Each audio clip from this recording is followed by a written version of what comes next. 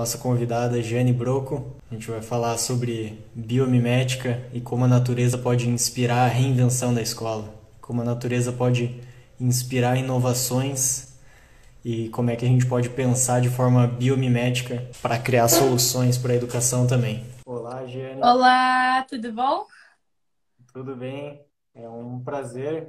Agradeço você ter aceitado o convite desse projeto que é o Inspirar para Reinventar. Penso muito na biomimética, penso muito em me inspirar na natureza quando penso em fazer inovação na educação, né? E por isso pensei logo no nome da biomimética. E o primeiro que eu conheço de cabeça, que me vem à cabeça, é sempre você, que eu sempre vejo como referências para falar de biomimética. Então é um prazer ter você aqui. Obrigada, obrigada. E se quiser se apresentar, contar o que é, quem é você e o que você faz.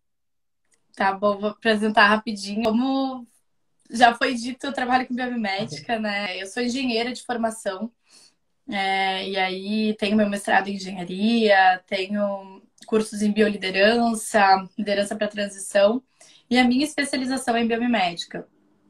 Biomimética se tornou realmente minha grande paixão, e eu estudei lá em 2013, né? Fui para os Estados Unidos, fui fazer minha especialização. E aí, quando eu voltei para o Brasil, eu fundei a Biomim para o Brasil, que hoje é um hub de conexão de biomimeticistas, né, no Brasil. E a Amazon Biomimicry, que é a minha empresa de consultoria e educação corporativa em biomimética e inovação consciente. Então, hoje realmente eu trabalho com a biomimética como meu core principal.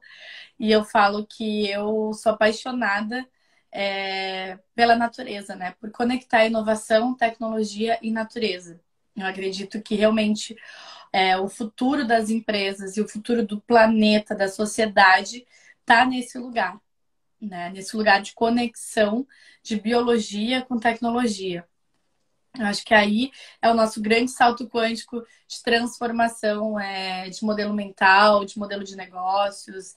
E a gente tem um grande potencial se a gente aprender, de potencial de transformação positiva, né? Se a gente aprender a olhar para esse lugar. Então, assim, o que eu faço seria isso, né? O que a gente é sempre um pouco mais complexo de responder, né? Sim, Mas eu não sou dá para muito a gente fazer curiosa, uma live. eu sou muito curiosa e muito otimista com os diferentes cenários, assim. Acho que isso também ajuda quando a pessoa trabalha com inovação, né? A gente precisa ter uma visão no longo prazo muito focada para conseguir levar, trazer as pessoas com a gente, né? Sim, não dá para a gente fazer uma live dizendo quem a gente é de uma hora só, né? Então vamos focar só no, vamos fechar um círculo só no, em cima da biomimética. E então, para começar, assim, logo que eu comecei a falar de biomimética, muitas pessoas não conhecem esse termo, né? Nunca se encontraram com esse termo, a biomimética em si. E eu queria que você desse uma definição, assim, o que é biomimética. E também eu gosto muito de essa história do inspirar para reinventar. Surgiu porque quando eu estou falando com as pessoas, principalmente com grupos de educadores, para fazer inovação, para pensar diferente, para pensar a educação de uma forma diferente, para pensar as relações dentro da escola de uma maneira diferente, para pensar os ambientes escolares, os ambientes de aprendizado de uma forma diferente, os educadores sempre pensam com cabeça de educador.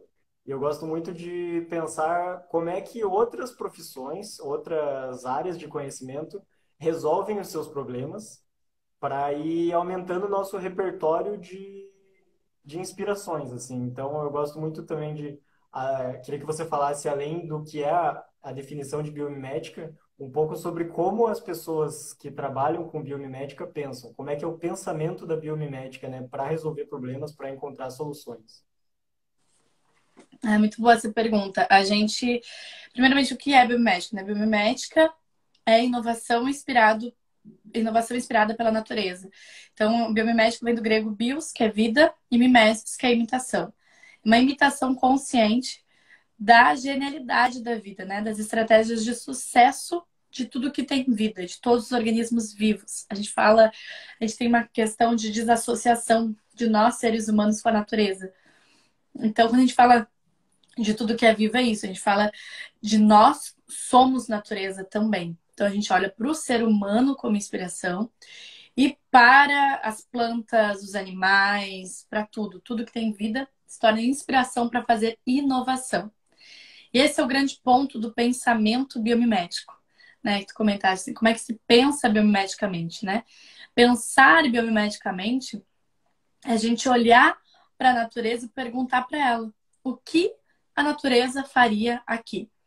Então, algo que eu sempre falo, quem já assistiu meu TEDx ou alguma palestra minha, com certeza já escutou eu falando, que a natureza pensou nisso primeiro.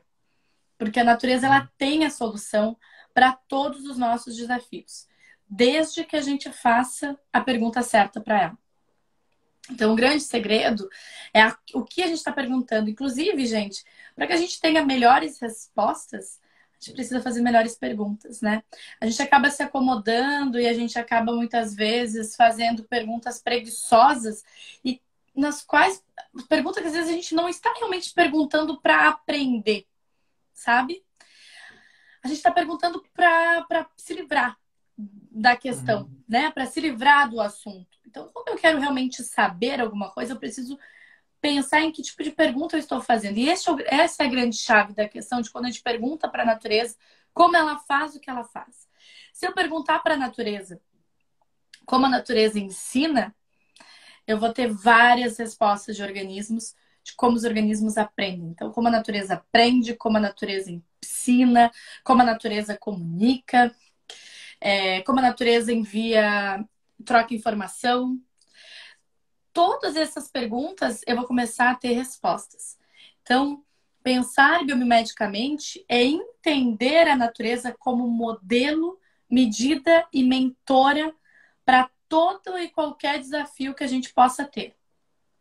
Quando a gente consegue aquietar um pouco da nossa inteligência, né, e ter a humildade de entender que nós somos sim seres inteligentes, seres pensantes, e que a natureza também é. Os outros, a natureza somos nós, né? Que os outros organismos vivos também são inteligentes e que a gente tem muito para aprender com eles. Isso é muito potente, né? Isso nos coloca num lugar muito importante de inovação, de fato, de inovação disruptiva, de inovação radical.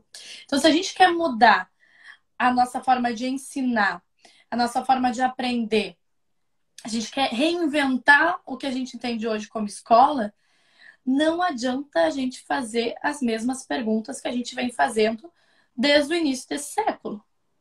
Aliás, uma das coisas que menos mudaram desde o início do século foi a sala de aula, né? Claro, salve a exceção agora da pandemia, com as aulas online e tudo mais, mas assim, de forma geral, pensando numa sala de aula hoje, ela se parece muito com o que os nossos avós e bisavós tiveram também.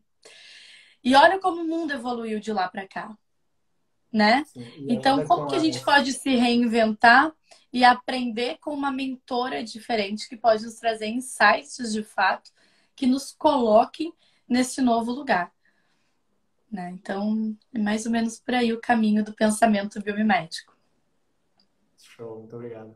E ainda Até, com desculpa te as. interromper, tem até um convite assim para quem tiver interesse. Tem curso de biomimética online, tá? Depois eu posso falar um pouco mais sobre isso. Então, também depois, se alguém quiser Eu, aprofundar, a gente fala um pouco mais sobre essas oportunidades de aprendizagem também. sim, eu vi o que a WTF lançou agora, né? Que é contigo, não sei se tem mais algum. Tem um online que é Mas sobre é sobre biomimética, que é a introdução, né? E a gente vai fazer um agora online ao vivo, que vai ser sobre o pensamento biomimético, a metodologia mesmo da biomimética, que é o biomimicry thinking, né? Então a biomimética ela é uma metodologia de inovação, né? Ela tem o seu próprio método de pensamento, de condução de projetos, que é o biomimicry thinking. incrível. É, o que você comentou da educação, né? Dois pontos me chamam muito a atenção, né? Que são dois pontos dos quais eu trabalho mais, assim, falando com educadores, que é que a gente não sabe fazer perguntas, né? Porque todo o nosso sistema de aprendizado, nosso sistema escolar, toda a nossa trajetória de aprendizado, né? ela é sempre voltada para encontrar a resposta certa. Então, tem alguém fazendo uma pergunta que não é uma pergunta que você mesmo... É uma pergunta que vem de fora, né? Não está baseado no seu interesse. E o objetivo é sempre encontrar a resposta certa. Mas é para uma pergunta que não foi você mesmo que fez, né? É assim que funciona a maior parte da educação, né? E o que deixa a gente com dificuldade de ter um pensamento crítico de verdade, né? Porque a gente está toda hora buscando a resposta certa e querendo que essa resposta seja simples, né? Seja simples de encontrar, né? E e ainda que a gente faça inovação, que a gente pense em inovação, por exemplo, as aulas online, eu vejo que a gente está transportando o modelo presencial para o online, né? Não está Uhum. realmente fazendo uma inovação disruptiva, não está realmente reinventando, está meio que reformando, tá? Transportando a mesma lógica de instrução, de conteúdo para o online, né? Então, o quanto que às vezes a gente precisa olhar para outra coisa que não o sistema educacional. Eu acredito que um dos primeiros lugares que a gente tem que olhar é a natureza, é como os seres vivos se relacionam, como os seres vivos aprendem, como eles se desenvolvem, porque, como você disse, né, a natureza está aí há muito tempo. Eu acho que essa grande mentora existe porque a evolução, né, a adaptação dos seres vivos, ela existe há muito mais tempo do que os seres humanos, né? Então a gente tem que realmente descer desse pedestal, que nós não somos os mais evoluídos, né? A gente só tá aí como mais uma parte da natureza, né? A gente E tem, a natureza tem 3,8 bilhões de anos de evolução, né? Então, tudo que segue existindo é porque conseguiu se adaptar às condições de mudanças e evoluir para sobreviver. Então, o Darwin já falava, né? Não é o mais inteligente nem o mais forte que sobrevive, é o que melhor se adapta. E aí, quando a gente quer ter referência de olhar para quem sabe se readaptar, se reinventar constantemente, a gente precisa olhar para quem faz isso há bilhões de anos, que é a natureza, né?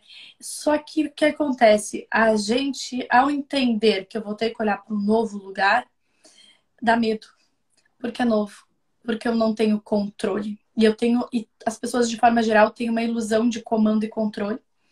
E essa ilusão faz com que se apeguem aos modelos antigos e repitam esses modelos à exaustão, que é o que sim, acontece com os modelos de educação que a gente vem encontrando muito hoje, que é o que tu falaste, né? A gente sai do modelo presencial, mas simplesmente transporta e adapta esse modelo para o modelo online, mas não necessariamente trazendo novas formas de fazer, de fato, essa educação, né? Então, mas por quê? Porque dá trabalho pensar diferente, porque te tira da zona de conforto, né? E sair da zona de conforto é algo que nem todo mundo está disposto. Só que se a gente fala de inovação, se a gente fala de reinvenção, a gente precisa falar sobre a gente fazer diferente do que a gente vem fazendo até então. Senão a gente só vai repetir modelos antigos e que eventualmente vão se tornar ultrapassados, né? Eu não sei, você tá conseguindo me ouvir bem? sim, sim. Ah, tá. É que tá falhando um pouquinho aqui pra mim, mas que bom que dá. Mas então, o que eu entendo é que hoje, eu vi que a Rê comentou, né? Dói sair da zona de conforto. Dói, mas é extremamente importante e necessário, porque senão a gente nunca vai evoluir, né? Senão a gente só vai realmente fazer mais do mesmo, né? E a gente precisa começar a olhar, porque assim, as crianças hoje, principalmente, elas têm um acesso à informação que a gente não tinha. Uhum. Então, assim, se a nossa geração, que ainda é jovem, né? Eu tenho 30 anos, então, assim, eu sou jovem, mas essas crianças de hoje. Só que eu, na minha época, eu não tinha um celular na minha mão. Não um celular que nem eu tenho hoje, com acesso a Google, a tudo. Começou a ter celular na minha época, quando eu tava numa sexta, sétima série, mas era aquele celular SMS, jogo da cobrinha, Sim. aquelas coisas assim. Hoje as crianças estão no maternal, elas já têm o seu próprio iPad, o seu próprio celular, sei lá, tipo, é uma coisa doida. Mas tá tudo bem, faz parte da evolução. A gente tá passando por revoluções o tempo inteiro, né? como empresas, como sociedade. E aí a gente precisa entender que o que a gente está falando precisa ser tão interessante, quer dizer, mais interessante do que essa criança vai encontrar no tablet ou no celular dela, porque é muito fácil ela ter acesso a isso em questões de segundos. Então, você como educador, né? Você como gestor de uma escola, está repensando como seu modelo de negócio para poder, de fato, engajar esses alunos, né? Mostrar para eles que a educação é importante e que vale a pena prestar atenção no que você está falando. Porque como captar, essa atenção plena, né? É muito fácil dispersar. A gente mesmo dispersa o tempo todo, né? Tipo assim, mesmo no trabalho, é muito. Quando tá numa reunião, quando vê, pega o celular, passou 2 horas no Instagram, e a gente fala, nossa, meu Deus, tinha que estar respondendo os e-mails, tinha que estar fazendo. Terminar o projeto. E a gente, quando a criança faz isso, né? Quando o adolescente faz isso, a gente fala, porque é um irresponsável, porque ninguém mais presta atenção em nada, porque ninguém escuta o que eu falo. Mas, na verdade, se a gente estivesse naquele lugar, talvez a gente estivesse fazendo o mesmo. Talvez assim, claro que tem que ter um contraponto, né, da questão de educação, tem que ser a recíproca tem que ser verdadeira. Mas o professor precisa talvez se colocar no lugar de se reinventar. A escola precisa se reinventar para se tornar tão atraente quanto todo esse mundo que a gente tem na palma, literalmente na palma da mão, né? Aí é o grande desafio. Eu acho que a biomimética ela traz um caminho, uma sinalização de algo possível dentro de muitas formas que a gente tem para reimaginar, né? Além de reinventar, reimaginar o que a gente vem fazendo até então, né? Esse super acesso à informação nos faz pensar qual é o verdadeiro papel da educação, né? Qual é o verdadeiro papel da escola? Será porque não é necessário mais a escola para passar a informação, né? As aulas conteudistas que são focadas só na transmissão de conteúdo não são mais necessárias porque a gente já tem o conteúdo em outro lugar.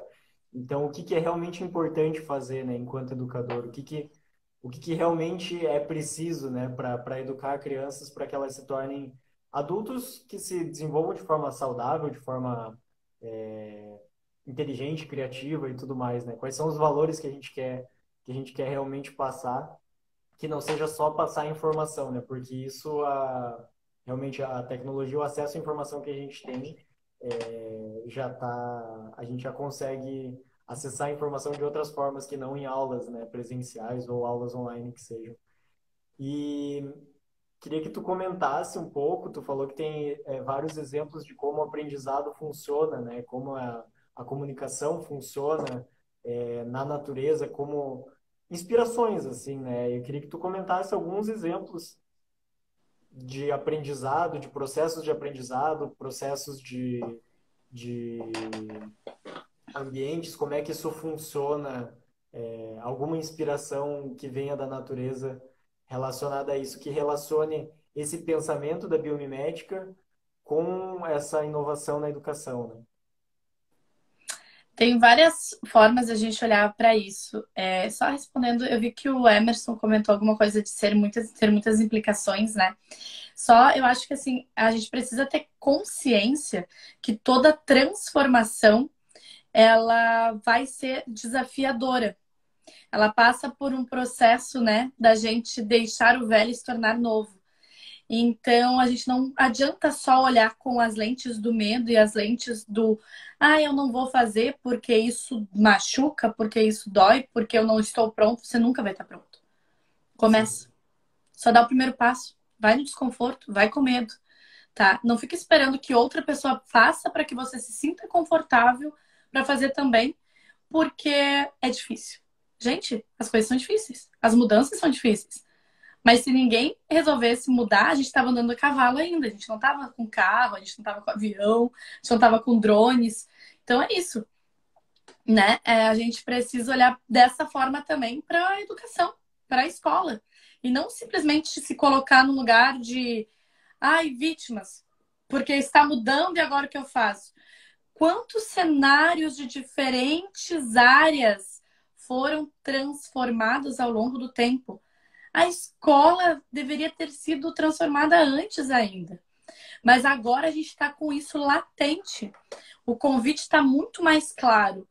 E é por isso que talvez ele se torne ainda mais forte, ainda mais desconcertante de alguma forma. Mas as lentes têm que ser otimistas e positivas. Que bom que está mudando e que incrível poder ser parte dessa transformação. A gente sai de um lugar de vítimas, desse lugar de mudança, e se coloca no lugar de atores da mudança. Quando a gente se entende como atores da mudança, a gente se coloca no lugar de autorresponsabilidade e a gente tem mais consciência da importância que é aquilo que a gente faz. E aí ser parte de uma transformação, de uma revolução, é lindo, é incrível. É um momento único que você está tendo oportunidade de fazer, de levar adiante. Então, olha como vem do lugar que você enxerga. Quando você enxerga que você é ator da mudança, que você é agente da transformação, que nem a Rê comentou, quando você se coloca nesse lugar, é um lugar de potência, um lugar bonito, né? Você faz parte disso. Então, aos professores, o meu convite é esse, tá? Não ficar no lugar de, ai, o que eu faço? Porque tudo mudou, porque o que eu faço não funciona. E se colocar no lugar de, legal, vou transformar isso, vou me colocar como um agente de transformação. E é isso que outros setores fizeram ao longo do tempo, que seguem fazendo e que agora a escola sente um convite cada vez mais forte, sabe? E aí, falando um pouco sobre a questão de aprendizagem, eu acho que está muito no lugar de como o conteúdo está dentro, hoje muito acessível, né, para todo mundo, de uma maneira muito fácil, né? A gente tem muitos livros hoje, a gente tem um Google da vida, a gente tem blogs, a gente tem o próprio Instagram com muito conteúdo também, LinkedIn, enfim. Como é que a gente se torna interessante? Experiência. Eu acho que o lugar da experiência, o lugar da vivência, o convite para que a pessoa participe de algo e não apenas aquela coisa de você estar ali passando conteúdo, copia, cola, copia, cola, copia, cola, copia, cola, ele tem uma grande potência de transformação, né? Então hoje até porque eu acho que a maioria das pessoas, acho não, tem até um exemplo que eu vou dar para vocês, é comprovado que se aprende muito mais ao fazer do que ao copiar, né? Então, assim, mas eu não consigo, não dá para transformar em experiência. Será que não dá? Ou será que transformar aquilo que você faz numa experiência? Claro que não dá para ser todas as aulas. Por favor, entendam isso dentro de um contexto, né? Mas o que você pode fazer para que aquilo se torne uma experiência? E aí, trazendo o exemplo da natureza, de como a natureza comunica, por exemplo, tem um que eu gosto muito, que é o pássaro. Ele tem, a gaivota tem um ponto vermelho no bico, tá? E aí é muito legal porque o bico da gaivota, o bebê gaivota, ele, na hora que ele tá com fome, ele vai lá e bota o biquinho dele justamente nesse ponto vermelho do bico da mãe gaivota. E é muito legal, porque daí a mãe sabe que ele tá com fome.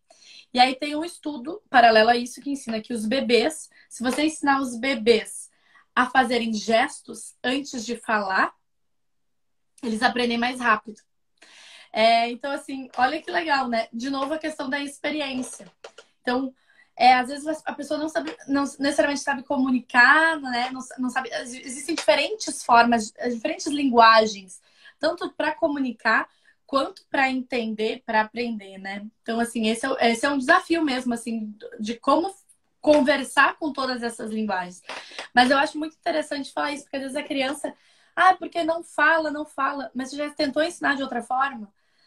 Porque é comprovado que se você ensinar por gestos, se você falar para a criança, sempre que ela fizer assim, ela ganha comida, muito mais rápido ela vai fazer assim do que falar, mamãe, tô com fome, papai, quero comer, né? Então isso é legal, assim, da gente começar a entender, sabe? Da forma, os ciclos de feedback, a gente ter mais essa questão de receber, né? Isso faz parte também da natureza, de entender comportamento e a partir daí entender ações para reverberar esse comportamento, né? Os organismos naturais, eles funcionam muito com ciclos de feedback. Aí eu vi que alguém comentou que existem muitas diferenças sociais, diferentes tipos de escola. A gente vê realmente muito isso aqui no Brasil, principalmente em outros lugares também, né? Acho que eu não gosto de ficar pegando no pé, só, Brasil, Brasil. Tem vários lugares que a gente vê essas diferenças sociais em termos de educação. A gente está longe de ter um cenário ideal nesse sentido, até por questões de oportunidades, de tecnologia, de nível mesmo de professores, de estudos, de tudo, de lugar, de ambiente saudável de aprendizagem, né? Então a gente tem aí, desde a criança que não tem uma alimentação saudável, que vai afetar diretamente na forma dela aprender. Né? Então, assim, hoje a nossa live aqui não é sobre esses pontos sociais, a gente está falando de biomimética, que é a inovação inspirada pela natureza, mas só para deixar claro que eu não sou uma pessoa alienada, eu não estou ignorando esses outros fatores, tá? Eu só acho que tem pessoas que são mais adequadas para discutir esses pontos especificamente, certo? De qualquer forma, eu aconselho a dar uma olhada no Gerando Falcões, que é do Edu Lira. O Edu Lira faz um trabalho fantástico trabalhando justamente esse ponto social para a educação de crianças carentes, dando oportunidade de trabalho e de educação para essas crianças que vivem à margem aí de uma sociedade criminalizada, entre outras coisas, de falta de oportunidade. Então, vale a pena dar uma olhada no trabalho dele, tá? Aprender com a natureza é muito democrático. Por que que é democrático? Porque todo mundo pode ter acesso à natureza. A natureza eu falo, um laboratório de pesquisa e desenvolvimento, de P&D, né? Um laboratório de inovação, um laboratório de experiências, aberto e gratuito. A gente não precisa pagar absolutamente nada para estar em contato com a natureza. Só que a gente precisa estar dispostos a aprender com ela. Essa é a diferença. A gente acha que as coisas, às vezes, né, não reverberam para a gente, reverberam. Só que a gente tem que estar disposto, a gente tem que se colocar disponível para aprender com essa natureza, que é um laboratório aberto de inovação. Então, qual foi a última vez que você, de fato, parou e olhou para uma formiga, por exemplo, e você pensou: como uma formiga se comunica com a outra? Como que elas organizam o estoque de comida delas? Como que elas sabem ir e voltar para sair do formigueiro, pegar a folhinha, chegar lá? Como que elas não colidem uma com a outra? Como que elas levantam mais de 5.000 vezes o próprio peso? Quando a gente começa a voltar a olhar para isso com curiosidade genuína, fazer as perguntas certas, a gente começa a ver que para aprender com a natureza, basta a gente começar a querer aprender com ela. Existe metodologia? Existe. Né? Eu falei, tem o curso, a gente trabalha com escolas, a gente trabalha com lideranças, tá? Fazendo treinamentos, que é óbvio que a gente vai fazer um desenvolvimento especial, que vai ter, né, um curso de desenvolvimento. Afinal de contas, nós somos uma empresa. A Amazon é uma empresa. Agora, o meu convite é: você quer dar o primeiro passo? Vá para a natureza e comece a olhar para ela com curiosidade de uma criança. E se vocês colocarem para a criança e falar para a criança observar a formiga, ela facilmente vai trazer muitas dessas perguntas que eu trouxe anteriormente. Porque ela olha com as lentes curiosas e sem a prepotência de já saber tudo. A gente tem muito essa questão, até meio arrogante, né? De achar que a gente já sabe tudo, a gente não tem nada para aprender com a formiga. A criança não, a criança ela olha e fala: nossa, que incrível! Como que ela fala uma com a outra? Como que ela consegue equilibrar a folha? Ela faz pergunta. A gente tem muito para aprender com as crianças também, não só para ensinar. As crianças, eu acho que elas estão mais conectadas, né? Quanto mais novas elas estão mais conectadas com esse fluxo da vida, né? Com essa maneira natural de existir que a gente vai se desconectando, porque, enfim, porque a gente tem muitas instruções, muitas teorias, muitos ensinamentos que vão nos desconectando desse olhar natural, né? dessa maneira natural de existir, nessa maneira mais com essas lentes mais limpas, né? Elas conseguem olhar e não ver um monte de teoria, ou como você disse, né? Ter essa prepotência de saber, né? Elas olham com um olhar de ver de verdade para buscar saber mais, né? Com um olhar curioso, olhar de exploração, né? Perfeito. E o quanto que é importante a gente limpar as lentes mesmo e estar tá disposto, né? Eu vi esses dias uma postagem falando que a gente deveria parar de falar zona de conforto, né? A gente deveria falar zona de estagnação. Porque todo mundo quer ficar confortável, só que não só que a zona de conforto não é de conforto de verdade, ela é uma zona de estagnação, uma zona de paralisada. E a nossa vida, a evolução não acontece quando a gente está estagnado, quando a gente está paralisado. A evolução, a inovação, a reinvenção, ela acontece quando a gente está em movimento, né? Então a gente deveria parar de falar zona de conforto, deveria falar zona de estagnação, né? E para ressignificar isso, né? Porque não é confortável estar parado. Pode até ser tranquilo, mas assim, não é bom para ninguém ficar parado, né? O bom é se movimentar, né? Porque senão ou a Uhum. inovação vai chegar abrupta, né, como comentaram, e a gente não vai estar preparado, né? Ou vai acabar colidindo, né? Vai acabar colapsando porque, enfim, tudo evoluiu e o que a gente estava fazendo não evoluiu e acaba colapsando mesmo, né?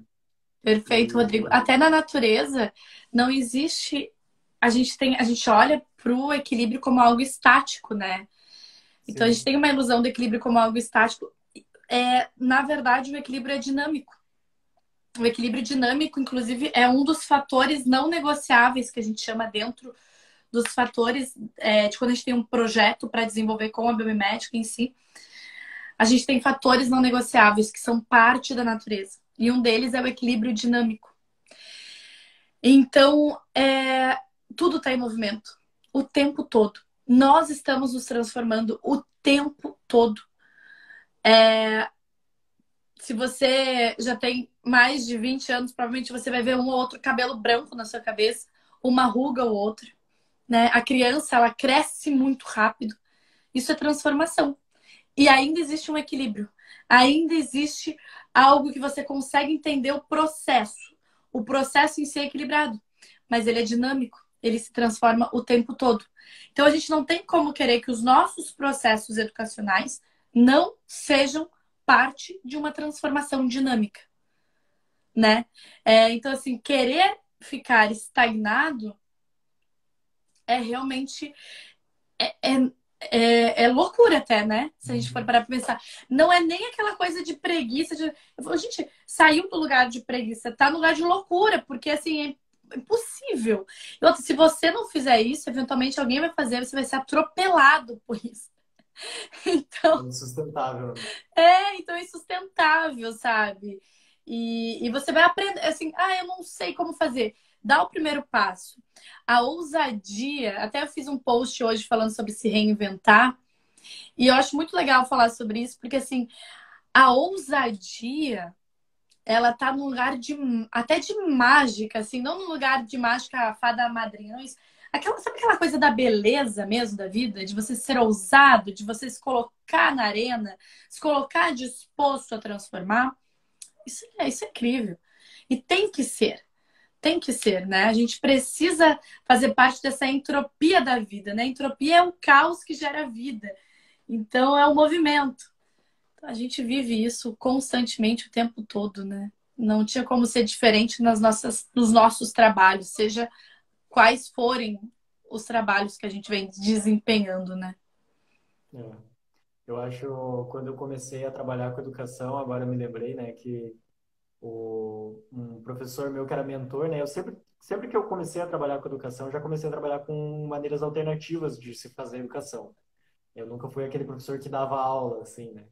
Então, esse meu professor mentor, ele falou que se a gente fizesse um plano de aula, fizesse uma proposta, e no outro ano fizesse essa mesma proposta e desse certo, era porque alguma coisa estava errada, né? Porque não tem como. É outra turma, outro ano, outra coisa.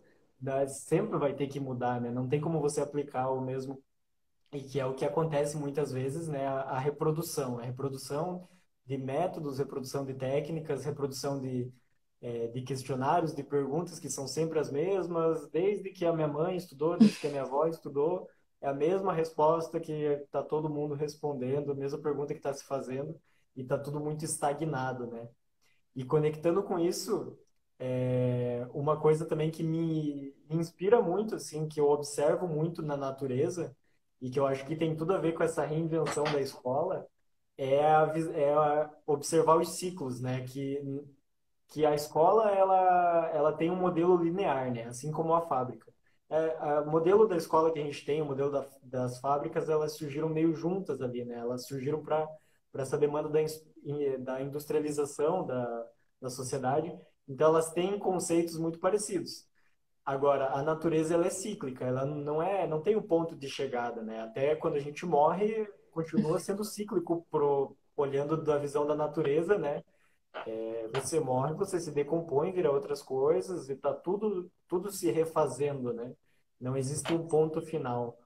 E eu queria que tu comentasse um pouco sobre como que você vê isso, essa mudança de visão, tanto na educação, tanto no aprendizado, que vem dessa observação da natureza, assim, dessa mudança de visão, de sair da linearidade e começar a ver as coisas de forma mais cíclica, né?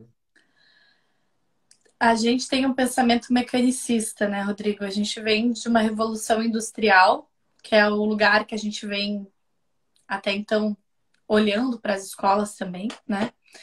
A gente bota todo mundo em fileiras, aquela coisa até meio exército, né? Todo mundo de Uhum. uniforme, em fileiras, batendo cartão, entrando e saindo no horário XYZ e aprendendo o que alguém está mandando aprender. Então você não necessariamente constrói um pensamento crítico, você reproduz o pensamento de outra pessoa.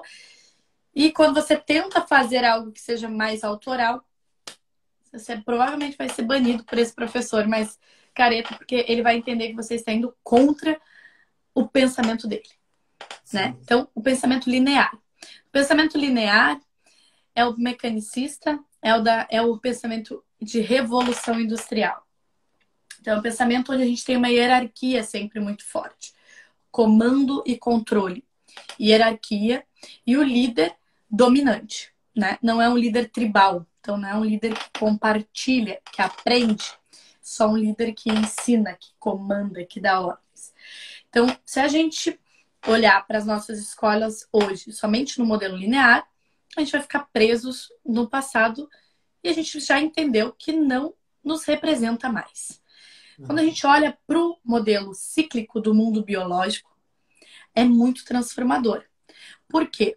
Porque o modelo cíclico do mundo biológico nos traz não só a compreensão de que as coisas não são do ponto A ao ponto B, como também nos trazem a reflexão da evolução de pensamento, da evolução daquilo que a gente está construindo, da evolução daquilo que a gente está trocando e nos traz a consciência de uma inteligência coletiva. Então, eu saio de um lugar de autoridade, de comando e controle, e eu entendo que a minha liderança pode ser uma liderança tribal, uma liderança onde existe, a gente chama de estigmergia. Eu não preciso necessariamente estar numa posição autoritária para que eu seja respeitado. Quando a gente olha para as abelhas, elas têm a abelha rainha. Mas a abelha rainha não necessariamente precisa estar dando ordem o tempo inteiro. Por quê? Porque toda colmeia, todo grupo entende a sua função e respeita a abelha rainha. Mas de um lugar de respeito mesmo. Não de um lugar porque ela necessariamente é uma autoridade. Ela está mandando. Então, assim, como que a gente pode trazer isso também para aquilo que a gente faz? Quando a gente entende de inteligência coletiva, a gente chama também de swarm creativity, né? Quando a gente olha para a inteligência de massa, de enxame, então a gente entender que cada um ali dentro tem uma inteligência, tem algo a contribuir. E você deixar reverberar um pouco de tudo isso para que essa pessoa possa manifestar o seu potencial criativo, né? E não necessariamente você entrar num lugar onde você quer que essa pessoa pense de um jeito X, porque X funciona para você. Então você permite um espaço muito maior de de tudo, de compreensão, de construção, de aprendizagem, de inteligência coletiva, que foi o que eu falei antes. Então, é você entender que essa construção, com menos autoridade, mas com uma liderança que compartilha, que colabora, você com certeza vai ser muito mais respeitado como professor, né? E as crianças vão estar muito mais dispostas a aprender com você. Por quê? Porque provavelmente vai ser muito mais instigante, vai ser muito mais interessante o debate que você está trazendo. Porque você vai tornar essa adolescente, essa criança, parte do processo. Lembra que a gente falou antes? Experienciar o processo. E não necessariamente repetir o processo linear de bater aquele ponto de copia e cola. Você vai começar a deixar a criança pensar, o adolescente pensar. Por que nós, a gente tá num... A gente tem hoje, eu vejo assim, a gente vive um momento onde as pessoas têm muita preguiça de pensar. Elas querem respostas prontas para tudo, né? Então, assim, como é que eu vou fazer com que as pessoas queiram voltar a pensar? Eu tenho que dar espaço para que elas possam construir seus próprios raciocínios. E em cima disso, a gente vai co-construir ideias. A gente vai trocar. E trazer isso para a sala de aula é muito potente. Então, dentro da natureza, né, quando a gente trabalha principalmente biolideranças, a gente fala muito sobre essa inteligência coletiva, a gente fala muito sobre esse compartilhamento de ideias e essa liderança que é tribal. O que é uma liderança tribal? É eu entender a minha importância e entender que toda a minha tribo é importante também. E eu dou espaço para que todo mundo possa exercer suas funções. Então, quanto mais a gente trazer isso, melhor vai ser. Além disso, é muito legal falar que o contato com a natureza, de forma geral, a biofilia, que é o amor à vida, é algo inerente. É algo que faz bem para nós, seres humanos. Então, a parte literal do que é reconectar com a natureza também é muito bonito, também é essencial. Porque desenvolve para a gente um senso de pertencimento, um senso de interdependência de grupo, de ecossistema, além de trazer o benefício do bem-estar, né? Porque é comprovado que a gente, né, dentro de neurociência, psicologia, enfim, a gente se sente melhor em contato com a natureza e desenvolve muito mais a nossa criatividade. Então, é essencial o contato com a natureza. Agora, você levar isso como algo que você incentiva que aconteça dentro da sua sala de aula, é mágico. Você está convidando essas crianças, esses adolescentes, esses adultos a realmente reprogramarem o cérebro deles para pensar biologicamente, para pensar ciclicamente, para sair desse modelo mecanicista e linear que não funciona mais, nem para a escola, nem para o mundo do trabalho, né? Nem para os modelos de negócios. Então, a sociedade evolui junto com a transformação que você leva para dentro da sala de aula, né? Isso é essencial. Esse modelo linear não está deixando ninguém saudável, né? Ele pode até funcionar para dar lucro, pode funcionar para algumas coisas, mas ele não funciona para deixar as pessoas saudáveis.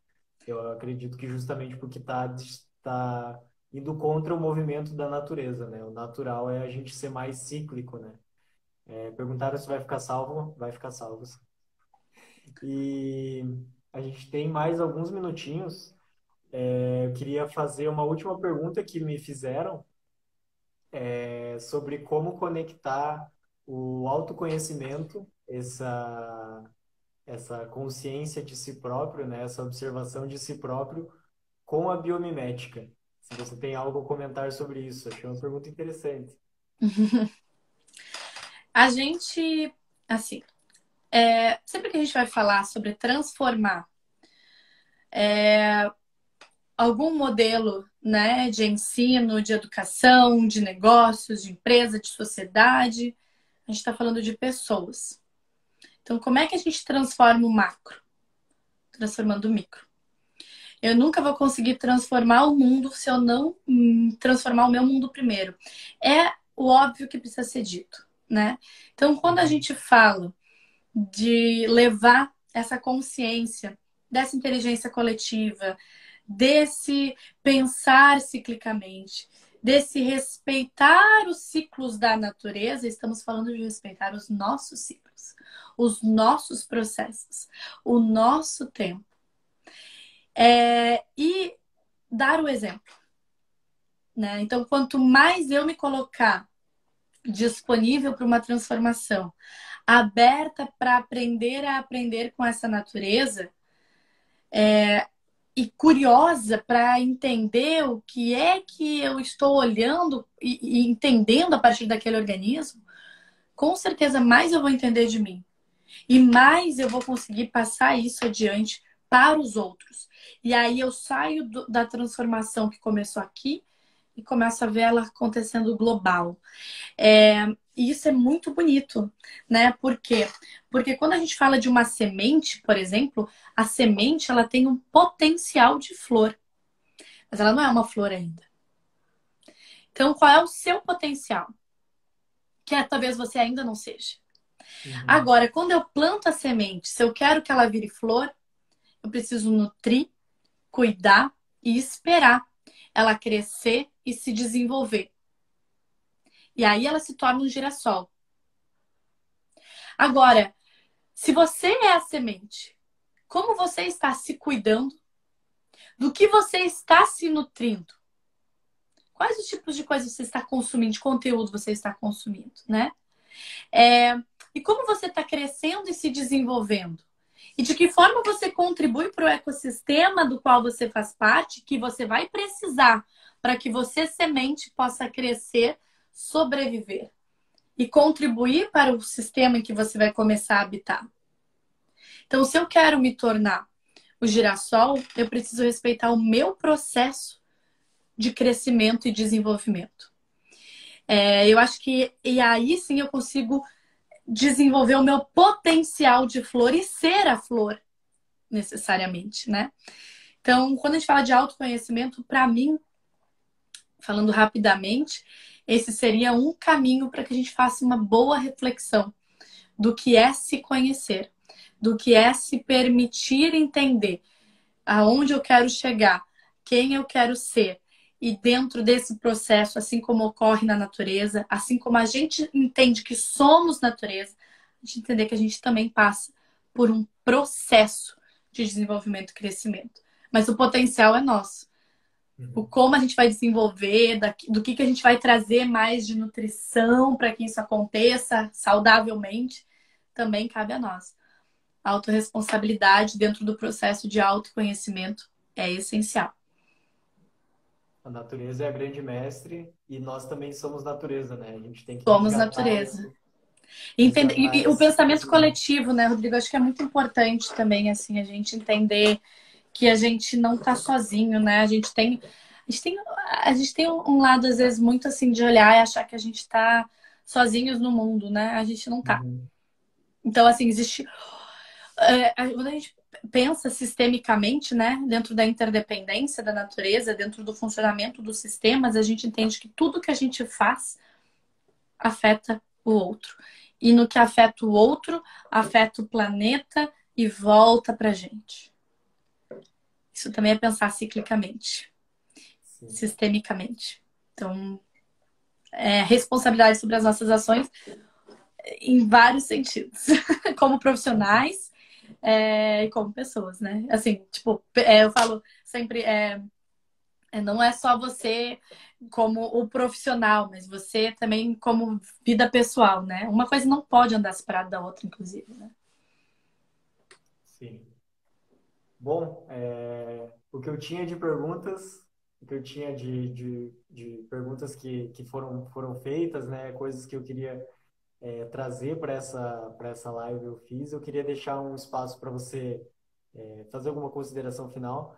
Te agradeço muito por esse papo. Achei que foi muito legal, assim, superou minhas expectativas de diálogo mesmo. Essa ideia, ela está sendo muito tá crescendo, né, essa ideia de trazer convidados para esse debate, de enriquecer esse debate de como é que a gente pode começar, né? Porque eu acho que eu identifico que tem muita gente que já sabe que o modelo educacional que a gente tem, ele não funciona. Mas não tem a menor ideia de como começar a fazer a mudança. Ou às vezes tem ideia, mas tem muitas ideias, e todas, muitas teorias bagunçadas. E eu Hum, vejo que o primeiro passo é sempre a gente mudar nossas lentes, né? E como você disse, a gente tem que olhar as coisas de uma outra maneira. A gente tem que olhar a natureza de uma outra maneira, tem que olhar as nossas relações, a maneira como a gente está fazendo as coisas de outra forma. Eu acho que é o primeiro passo. Isso tem tudo a ver também com nos olhar de uma maneira diferente, né? E, enfim, a gente tem muito para aprender com a natureza, a gente tem muito a aprender com essa mudança de olhar, né? Então, queria muito te é. agradecer por ter topado, por ter participado e deixo aí um espaço para você comentar alguma coisa final. Obrigada, Rodrigo, pela oportunidade de estar aqui trocando contigo, aprendendo contigo também. Eu acredito muito que o meu lugar quando eu estou professora, é sempre um lugar de muita humildade no sentido de aprender, porque a gente sempre aprende muito quando a gente eventualmente é convidado a ensinar, né? Uhum. Então acho que esse lugar também é muito bacana da gente se colocar. E então muito obrigada, sou muito grata pela oportunidade, pelo espaço. Obrigada a todo mundo que nos acompanhou aqui também. E o meu convite para vocês tem um vídeo que tá no YouTube da Amazu, que eu falo sobre eyesight, que é um exercício dentro da biomimética de observação e aprendizagem. Então, se você quiser aprender agora já, assim, um exercício que você pode aplicar na sala de aula a partir de amanhã, ou mesmo o convite online, se você está dando aula online, por exemplo, dá uma olhada nesse vídeo. Tem no IGTV da Amazu, tá? amazu.bio.bio, que é o Instagram da minha empresa. E ali você aprende a fazer esse exercício que a gente chama de eyesight, que é o convite de você observar de forma consciente, né, algum organismo e pegar algumas estratégias de sucesso desse organismo para reverberar isso para sua vida, enfim. Então, fica esse convite para vocês levarem já esse momento adiante. Tem os cursos online, tá? Se entrar no meu perfil, na bio, vocês também encontram os direcionamentos para os cursos. E se vocês tiverem interesse de fazer, desenvolver algum projeto de biomimética, especificamente na escola, ou vocês como líderes, também eu e a Amazu estamos à disposição para que a gente possa construir isso juntos. Muito obrigada mais uma vez pela oportunidade, Rodrigo, e que a gente siga sendo agentes, né, da transformação que a gente quer ver no mundo. E a educação, ela é a semente com maior potencial de transformação que existe. Então, vamos seguir nutrindo ela, né, com essas novas ideias, que assim a gente vai fazer crescer muitos girassóis. E isso vai ser muito incrível, vai ser muito bonito o nosso jardim. Então, obrigada, viu? Eu fico muito feliz de ser parte. Obrigadão a todo mundo que acompanhou a gente e uma boa noite. Boa noite, gente. Até mais. Tchau, tchau. Tchauzinho.